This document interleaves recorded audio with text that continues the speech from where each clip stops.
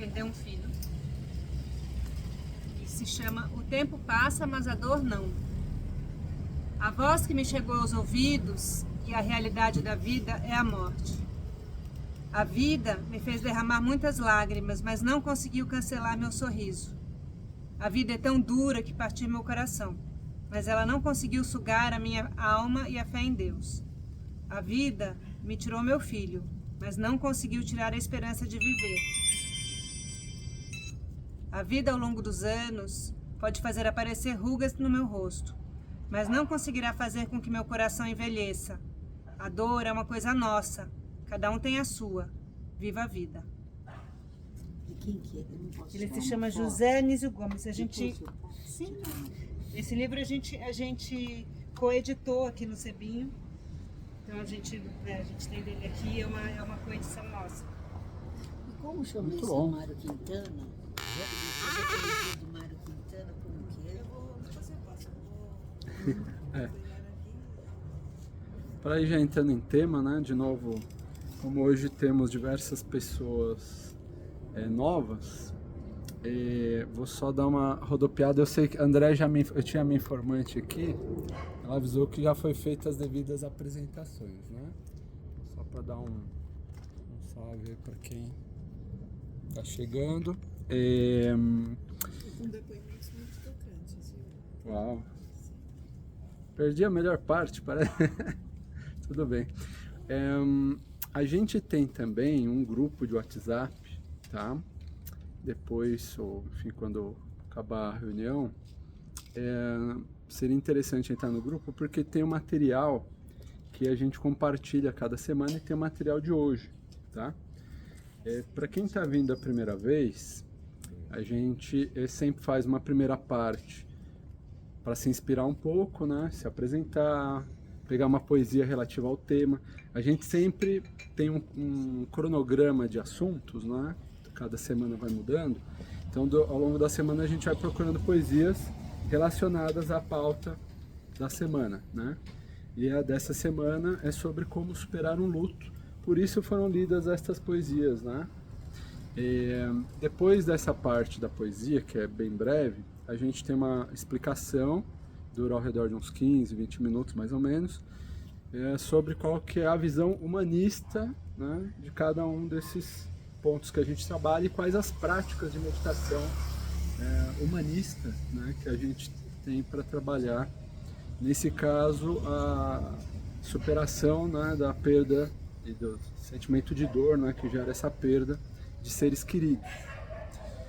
Então, já entrando no assunto, a primeira diferenciação que a gente faz quando a gente fala em como superar um luto, né, é que não existe uma receita de bolo que vai servir para todo mundo, tá?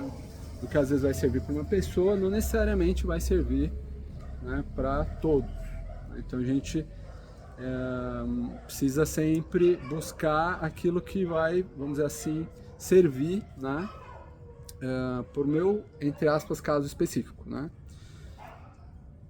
Por isso que para nós é muito importante ter um certo repertório, né, de práticas de meditação ou de práticas de reflexão ou de práticas, né, às vezes inclusive de ação mesmo, de ajudar outras pessoas, enfim, um repertório de práticas que nos ajude. E aí dentro desse, vamos dizer assim, cardápio, né, que a gente vai listando e vai aprendendo, né, esse repertório, cada um vai ter que ver o que cabe mais, né, porque às vezes a dor de um não é exatamente, o luto é muito parecido, tem elementos muito parecidos, né, mas essa dor ela varia bastante e vai passando por várias fases, né.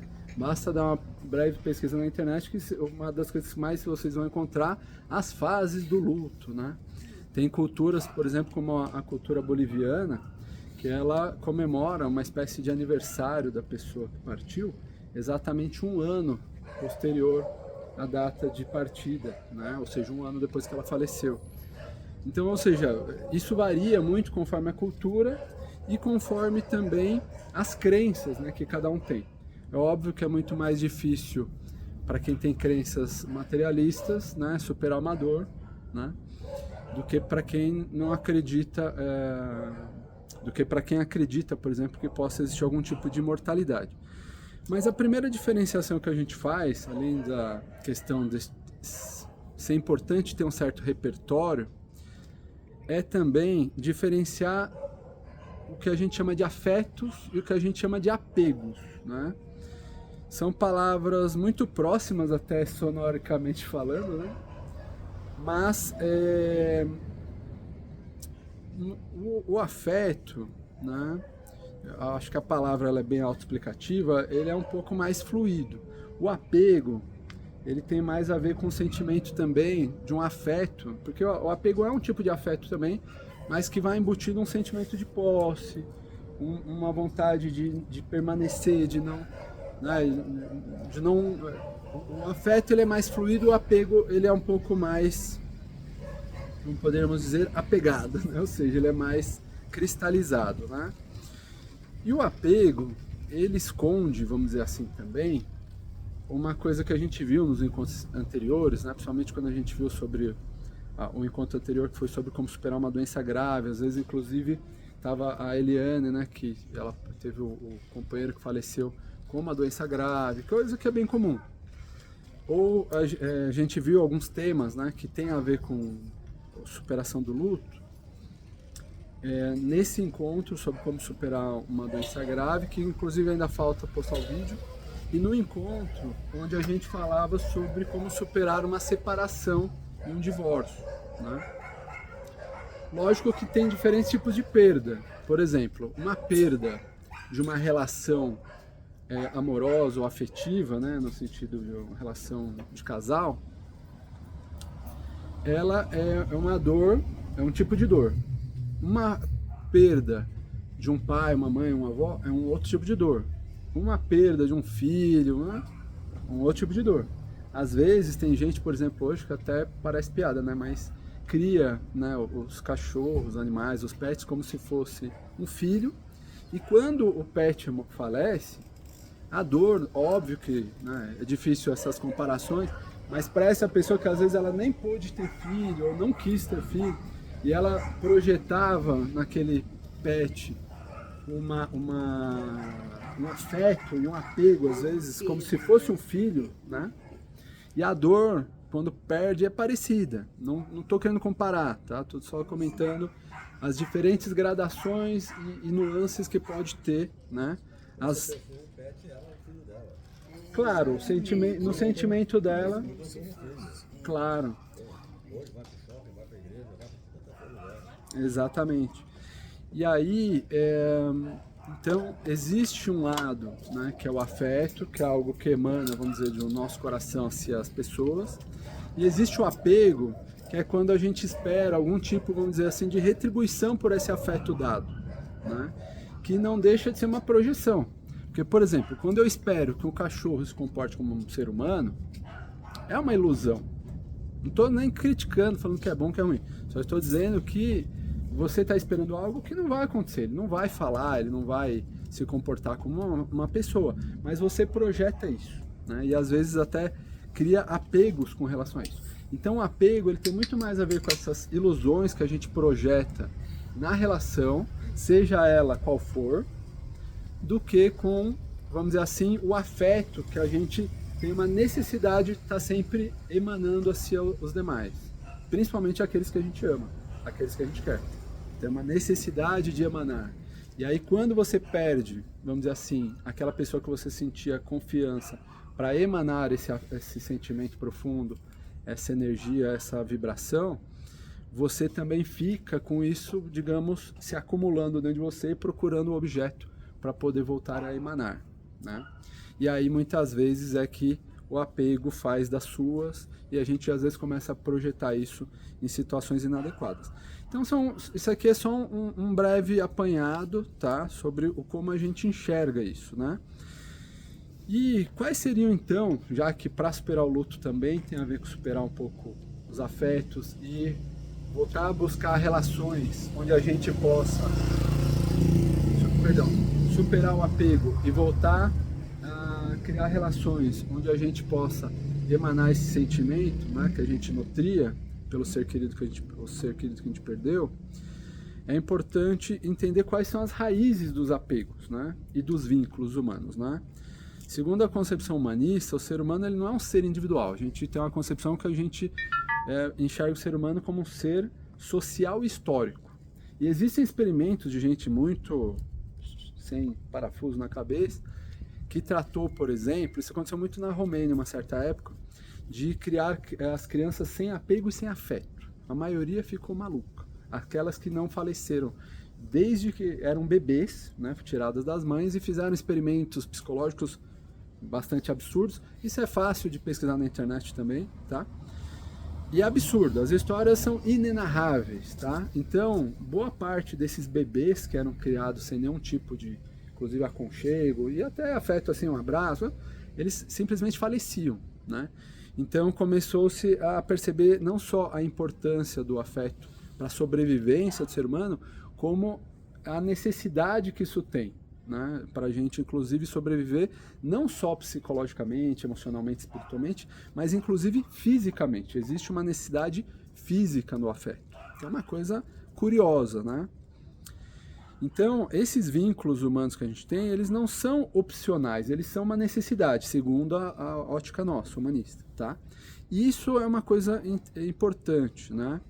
E as raízes, né, de quando a gente começa a criar um apego, muitas vezes o fato da gente começar a emanar, vamos dizer assim, projetar essa necessidade afetiva que a gente tem em situações ou em pessoas que não correspondem. Como esse exemplo, por exemplo, que eu disse dos pets, podem ter N outros, tá? Não vou abundar nesse caminho, porque poderia ficar muito tempo dando voltas nisso, mas é importante compreender que se a gente vai na raiz, vamos dizer, dessa questão, é onde a gente começa também a ter, vamos dizer, caídas em conta e constatações que vão deixar a dor da perda mais leve e onde a gente vai conseguir diferenciar um pouco o que era o afeto e às vezes o que era o apego, porque no dia a dia, nas relações mais próximas e intensas, isso se confunde muito, o afeto com o apego. Então, essa primeira diferenciação, entender bem a raiz disso, ajuda a deixar a dor da perda mais leve, né? Então, superar, né, finalmente, como superar o luto, primeiro precisa dessa compreensão, né, de que os seres queridos, embora, né, às vezes muito amados, eles são transitórios. Nós, inclusive, né, somos... não deixar de ter essa consciência da finitude dos seres queridos que partiram, dos que ficaram e de nós mesmos, né? Porque também é muito comum, sei lá, por exemplo, a pessoa perde um filho, né? E meio que, às vezes, o medo de perder o que ficou, às vezes deixa de dar uma certa atenção para o que ficou, porque fica naquele processo de luto um tempo. Imagina, por exemplo, sei lá, o caso do Elvis Presley, por exemplo. Ele tinha um irmão gêmeo, né, quando nasceu, faleceu já na barriga não, mas assim, durante o parto, parece, né? Então ele não conheceu o irmão, eram para ser dois, né, Elvis Presley. Então é uma história meio curiosa essa, né? E, de uma certa maneira ali, né, a família passou por uma série de situações complicadas na época, e ele ficou meio largado, assim, vamos dizer. E aí todo o lance da música tinha muito a ver com o afeto, essa ausência que ele sentia pelo irmão que ele nunca conheceu e tal, que ele sabia que existia, e pelo afeto que os pais no processo de luto meio que desatenderam ele um pouco numa fase que ele estava muito pequenininho, por exemplo. Então isso gerou várias questões lá, não só psicológicas, mas várias questões nas músicas dele, por exemplo, né? Então isso é uma história também fácil de quem quiser saber mais, tal, que eu trago para ilustrar um pouco que a gente precisa ter consciência dessa ilusão, né, que a perda de seres queridos começa a gerar, né? Outra coisa que ajuda muito, né, é a gente buscar criar alguns, vamos dizer assim, rituais, sobretudo quando vier momentos de crise, porque às vezes é momentos que dá uns picos de crise. Uns picos de agonia, uns picos de saudade intensa, de ausência. E isso, às vezes, é cíclico, se não estiver bem integrado, né? Isso é que nem bebida. Às vezes passa 10 anos e volta do nada, né? A pessoa, entre aspas, conseguiu segurar o vício, passou 10 anos, né? Bebida eu falo assim, qualquer droga, né? Qualquer vício, né? Uma compulsão qualquer. Então, aquilo que não é resolvido 100%, em algum momento, quando volta, é porque tem alguma coisa ali que você precisa trabalhar. Tá? Então, é um indicador, né, de que algo ali ainda precisa ser integrado e tal.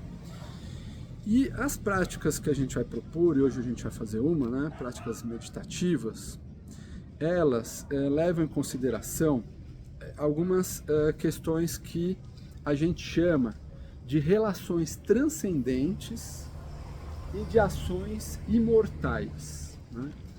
Vamos entender um pouco porque são nomes meio histriônicos,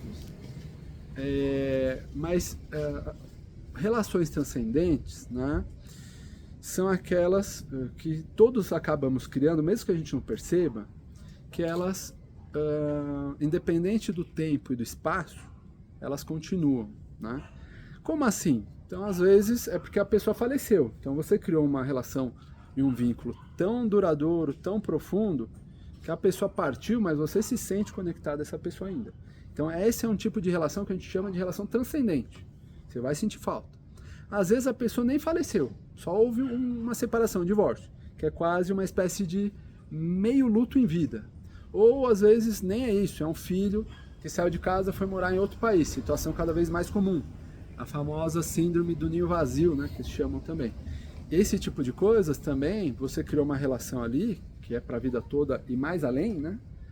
Transcende a própria existência, é transcendente no sentido que transcende a existência, né, do ser humano. E mesmo ele estando em outro país, mesmo você sem ver durante um tempo, né, você sente que independente do tempo e do espaço, esse vínculo ele é mais inquebrantável. Né? Então, não são todas as relações que têm essas características, isso é importante ressaltar. Seria um avanço e uma evolução para a humanidade se a gente conseguisse criar relações assim com todo mundo. Né? Infelizmente, no nosso estágio evolutivo ainda não estamos tão assim, né? Quem sabe, né? Quem sabe no futuro. Mas enfim, então isso são relações transcendentes. Agora, as ações imortais, elas são ações, vamos dizer assim, que de alguma forma também transcendem a relação e que de alguma forma transcendem o tempo e o espaço. Então, por exemplo, tem pessoas, né, que acreditam num tipo de mortalidade que é assim, eu vou falecer, o meu ser querido faleceu, e existe uma alma, um espírito que continua. Isso é uma das linhas de pensamento, de crença e de, inclusive, visualização de como a coisa acontece. Existem algumas outras pessoas que não acreditam nisso, ou até queriam acreditar nisso, mas não conseguem acreditar nisso, e acreditam que o tipo de, entre aspas, imortalidade que existe é o legado das ações que a gente deixa em vida, essa cadeia, né, essa corrente de ações que vai passando, né, de uns para outros, e isso é algo que fica e de alguma maneira, né, a pessoa não está, mas a obra dela ficou, a pessoa não está, mas a memória dela ficou, e isso também é um tipo de imortalidade, né, nesse plano mesmo que a gente está aqui. Então, esse tipo de ações, né, que a gente deixa de legado, a gente chama, entre aspas, de ações imortais, no sentido de que também transcendem a existência. Você deixa algo, aquela velha história que é mais piega, às vezes fala, não esqueça de ter um filho, plantar uma árvore, ler um livro, escrever um livro, né? Porque quando as pessoas aludem a esses 3 fatores assim, né? Óbvio que isso não é o que a gente acredita, né? É tão raso, mas tem a ver com isso, de deixar algo, né? E quando a gente começa, aí falando sobre superação de luto, não só de tentar deixar algum legado nosso para os que ficam, né, depois que a gente mesmo partir, mas, ao mesmo tempo, reconhecer o legado desse ser querido que a gente perdeu e o que ele deixou e resgatar isso é um processo de integração e de sublimação extraordinário. Esse sebinho mesmo tem muito disso. Ele surge, né? Não me espanta hoje ser um dos dias do encontro mais repleto que a gente tem hoje aqui no grupo, porque esse sebo ele nasceu justamente quando partiu a mãe da Maria, né? E em homenagem, né? Inclusive a foto está ali, né? em homenagem, ela fez sebo, inclusive com a biblioteca que era, né, da Heloísa e tal. Era uma querida nossa. Então, não deixa de ser também um tributo, não deixa de ser um tipo de legado, né? Então, lógico, isso pode ter muitas escalas. A gente não está falando que tem que ser uma coisa, né, que você tem que parar a sua vida para fazer, não é isso que a gente está colocando. Mas sim que a gente reconhecer isso, a gente intencionar, fazer pequenas ações nesse sentido, ajuda muito também nesse processo de superação do luto, tá? Então, fica aquela reflexão, né? Será que tudo termina com a morte, né? Para nós, a gente só afirma assim: não há sentido possível na vida se tudo terminar com a morte. Alguma coisa continua, seja nesse plano, né? Através dessas ações imortais ou dessas relações que a gente deixou, né? Seja, quem sabe, também em outros planos, né? Quem sabe. Mas não existiria sentido na vida se tudo acabasse com a morte. Isso, desde o ponto de vista humanista, é muito importante ressaltar. E aí, como práticas, a gente... Claro. Quando você fala disso, fala da morte, eu vou falar de uma... Quando acontece uma morte violenta de uma pessoa, acontece que às vezes o parente vai na luta contra esse motivo da morte, né? Então, isso é uma forma também de legado a essa pessoa que faleceu tão querida, ou não? Olha, um bom ponto esse. Quando ela se transforma militante da causa do falecimento. Eu acho que até tem dois exemplos, né? Que é aquele Instituto Som da Paz, que tem uma... E as Madres pela Facilidade também, né? Que estão pelos desaparecidos políticos, né? Então, total, eu acho que tem total relação. As mães dos filhos que são assassinados na periferia, tem grupos aí, militantes, né? Olha, todo processo de perda do ser querido é um processo doloroso, porque ninguém queria perder. Quando você consegue fazer uma espécie de luto em prévio, vamos dizer assim, você consegue se despedir em alguma medida, consegue acompanhar, é difícil para burro, mas você já começa, vamos dizer assim, esse luto antes mesmo da pessoa partir. Quando vem um acidente, você meio que vai aceitando a ideia, vamos dizer assim, né? Porque não é uma coisa fácil de aceitar de nenhuma maneira. Agora, quando vem um acidente, seja qual for, um acidente de trânsito, caiu um piano na cabeça, já é terrível, porque você não espera, você às vezes tem que remanejar toda a sua vida para se readaptar, é terrível. Agora, se além disso fosse um acidente que você considera evitável, ainda... Então são várias gradações, né? Que você fala, puxa, mas que morte besta, que morte desnecessária, pô, não precisava ter sido assim, né?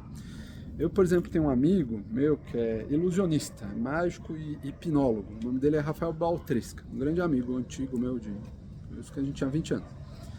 E teve uma viagem que fez com o André pro Egito, né, pra Turquia, isso aí foi em 2011.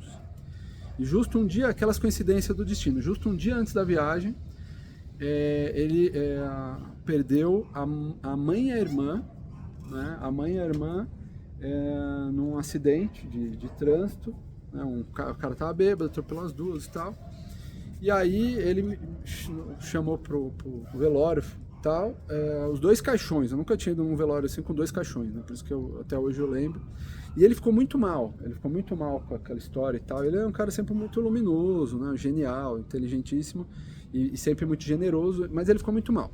E ele já tinha perdido o pai, então basicamente ele ficou sozinho, ele com a namorada, né, que hoje é companheira dele e tal. E ele era um cara meio famoso no meio da mágica e tal, ilusionismo.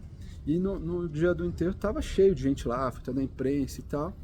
E depois foi passando o tempo, né, do velório, foi chegando meia-noite, as pessoas foram indo embora e tal, ficou sozinho, ficou ele, a namorada, e eu assim que fiquei meio com medo de ir embora, né, o avião já ia no dia seguinte, aí acabei ficando com ele lá, a gente fez umas práticas lá e tal, inclusive a que a gente vai fazer hoje, por isso que eu estou contando essa história. E nessa situação, o que aconteceu, né, que foi um jeito dele tentar integrar e tentar fazer esse tributo à mãe e à irmã, ele virou um defensor, fez toda uma campanha lá contra beber no trânsito. Tinha um lado até meio duro da campanha, assim, de ser a lei mais dura e tal. Às vezes eu não sei se é o caminho endurecer tanto a lei, né? Porque isso também não impede que as pessoas voltem a beber. Eu acho que às vezes tem outro lado aí que precisa trabalhar, que não é só a questão de endurecer a lei. Mas ele ficou nisso muitos anos, né? E fez parte do luto dele essa campanha. Então muitas campanhas surgem sim, né? Gatilhadas pelo luto e às vezes inclusive como parte desse processo. E vocês têm razão, está ligado diretamente com também tentar deixar algum tipo de ação imortal ali, um legado, nem que seja para que não se repita e para que outras pessoas não sintam aquela dor que você sentiu. Né? Dar um sentido. Para não sentir que a morte foi meio, sabe? E até para sobreviver, né? A pessoa sim, até sobreviver. porque aí você tem um sentido, dar um sentido na morte da pessoa, mas também na sua vida. Às vezes você também estava meio assim, sem... E aí pega um sentido que vai além de você. Tipo, ajudar as pessoas a beberem menos, ajudar as pessoas a encontrar seus netos, seus filhos, a pessoa, tipo, depende, as mais da periferia, sei lá. Eu acho que também tem isso que é interessante, que é o sentido que dá também certas situações, por muito difíceis que elas sejam, às vezes elas são esse momento meio chave que você e faz parte. E eu acho bonito também quando o sentido faz parte do luto, porque você consegue levar de um jeito mais amoroso e menos sofrido, menos dói igual, mas você canaliza a tua dor. Você tá numa direção evolutiva. Ressignifica, canaliza, exatamente. Mas perdão. Não era isso. Foi dar Mais alguém quer fazer algum comentário, observação? Que a gente vai encerrar a parte do vídeo. Hoje, quer comentar? Não, mas é uma coisa muito particular. Eu gostei muito do que você falou sobre o apego e o afeto. Porque você chegou e a gente já tinha se apresentado e falado, eu perdi uma filha que deixou uma filha, né? Então, e ela tinha, a Duda, tinha 3 anos quando a Elisa morreu. Agora ela tem 4. E eu sinto que, assim, até eu fico pensando, quer dizer, isso talvez seja uma coisa mais analítica, mais profunda. Eu fico pensando assim, eu gostaria muito de ter essa relação muito forte com a Duda. Mas eu falo, eu não sou a mãe da Duda. Eu sou a avó da Duda, entendeu? Mas, quer dizer, eu tenho um afeto muito grande por ela, mas eu muitas vezes eu percebo que eu estou me apegando mais a ela, assim, sabe, para superar talvez alguma coisa minha, entendeu? Algum defeito, assim, entre aspas, né? Alguma coisa minha, entendeu? Então eu queria assim ficar meio grudada nela. Não fico porque o pai também não dá chance, muito bom, mas muitas vezes eu sinto isso, que esse apego muitas vezes vem por dificuldade minha. Quer dizer, eu perdi a Elisa, agora eu vou me apegar mais à Duda. Eu acho que não é assim mesmo. Você tem que ter o afeto, né? Você gosta, tudo, mas não tem que ter esse apego assim, até um pouco doentio. Então, para mim foi muito importante ouvir isso. Você, a neta ficou sendo a substituição da filha, né? A neta ficou sendo a substituta da filha, no lugar da filha. Mas a Duda é adulta e a Elisa é Elisa. Claro. Uma coisa que é interessante, que alguma vez que faz sentido com o humanismo, mas eu acho que eu vi uma outra, não sei se budismo, mas que tem a ver que o afeto, o amor é uma coisa que você dá. Você não tem que, e acho que o apego é justamente você, o que o Gunther falou, você está esperando receber, então você quer afeto, você quer, aí quando você se coloca no lugar do afeto ou do amor, você só dá. Ele vai vir, assim, ele vai voltar, mas você está no lugar de Mas se voltar também não é problema, porque eu Não, eu digo, volta, às vezes nem vou, por exemplo, eu amo você, mas necessariamente você me ama, mas o afeto vai voltar de outro lugar, sabe? Quando você meio que lança o afeto, o amor para o mundo, eu achei muito bonito isso. E eu tento lembrar, às vezes, quando eu estou meio, ai, essa pessoa não gosta de mim, não sei o que, eu falo, não, isso aqui eu dou. Se ele vem, vem, se não, também tá tudo bem. E aí me ajuda também a não me apegar, sabe, as coisas. Acho Como que... você também é a lei do retorno, né? Se você faz o bem, ele vai vir, né? Que pode ser que não seja daquela pessoa, mas de um outro lado. Não, poderia não vir também. Acho que talvez às vezes é isso, soltando. nem precisa ir. Só o fato de você Não, sim. dar, você sabe que realiza. Felicidade Acho então que você faz, não no retorno.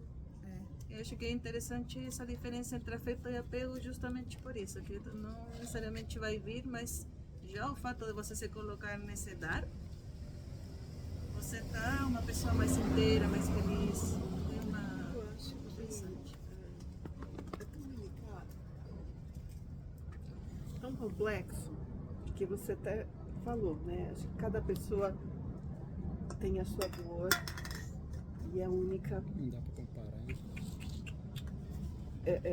Quem perdeu o pai, a mãe, quem perdeu filhos, enfim, pets, irmãos, e por aí vai. Eu acho que também tem, além disso, sabe, Guter, eu acho que tem os momentos. Então você tem gente que já teve uma perda de 30 anos atrás, tem outros que é super recente, e são várias camadas. Então, assim, essa saudade, essa tristeza, ela não vai desaparecer. Assim, o como você vai lidar que é a questão.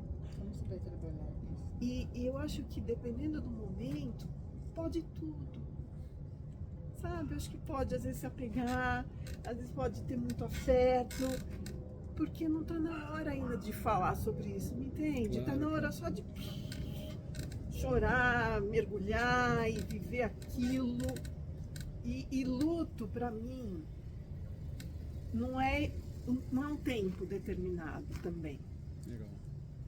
Cada um vai viver também o tempo que for importante. Né? Porque às vezes a nossa lei fala, né? As leis trabalhistas dão um prazo, você vive esse luto de uma semana. Mas não é assim, né?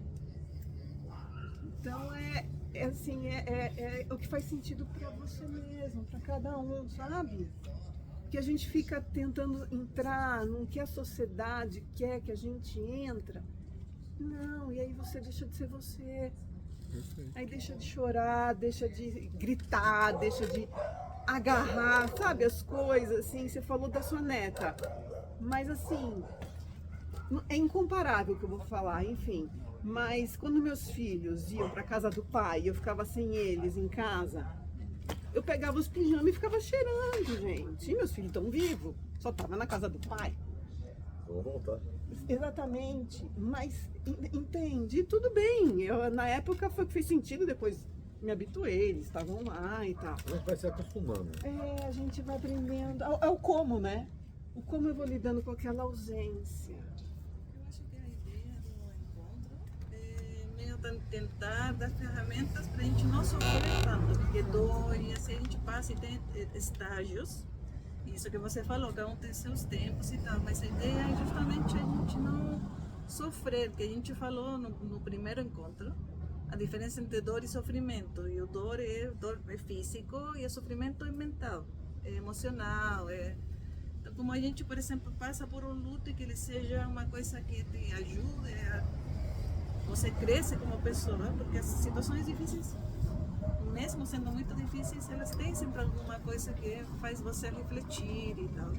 Ou ser uma situação que você só se afunda, porque também tem isso. Aí é complicado. Eu acho que o que paralisa por muito tempo, aí a gente precisa de um suporte. Para a gente ir atravessando essas situações o melhor possível, mas sem tirar que dói, sem tirar que a gente só, assim.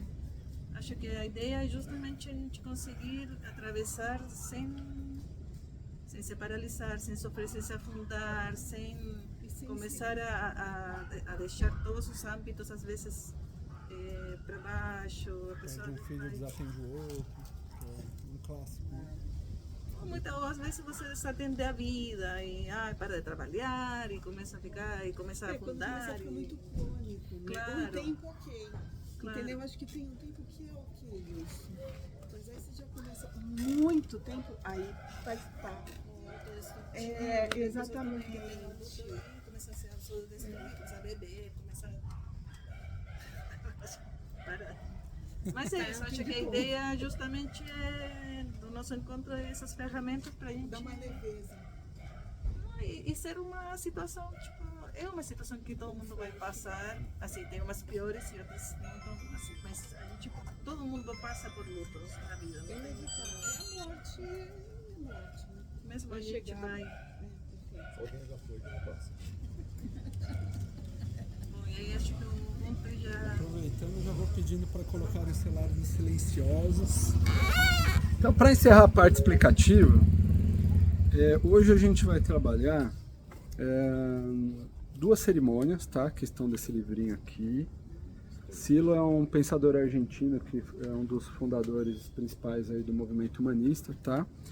A gente tem, como esse é um tema mais difícil, cheio de camadas e que passa por vários estágios, e eu concordo com, acho que tudo o que está sendo falado é isso mesmo, né? Assim, acho que aqui a gente não veio para ficar julgando, não é nosso intuito. Então, tem algumas cerimônias, tá? Tem uma que se chama de assistência. Essa, geralmente, a gente faz no pé do ouvido, quando a pessoa está moribunda, prestes a falecer, que é para ajudar na partida dela, tá? Os budistas têm algo parecido, eles chamam de bardo todol. Quando a pessoa está prestes a falecer, você vai meio que orientando ela aí em direção à luz, buscar a luz e sair das regiões obscuras. E basicamente o resumo dessa prática é isso: você ajudar quem está partindo, né? Se você estiver naquele momento junto com ela derradeiro ali, momento final, às vezes a pessoa pode estar inconsciente, na UTI, em coma ou não, enfim, né? Ou às vezes ela está ali meio semissono, inconsciente, então você ajuda ela no momento final de partida, e isso, a cerimônia serve para isso. Existe uma outra cerimônia que se chama cerimônia de morte, que é uma meditação bem breve que a gente faz geralmente na despedida, quando tem um enterro, alguma coisa assim. Então a gente faz essa meditação, ela é muito breve, né? Por isso que a gente vai fazer duas.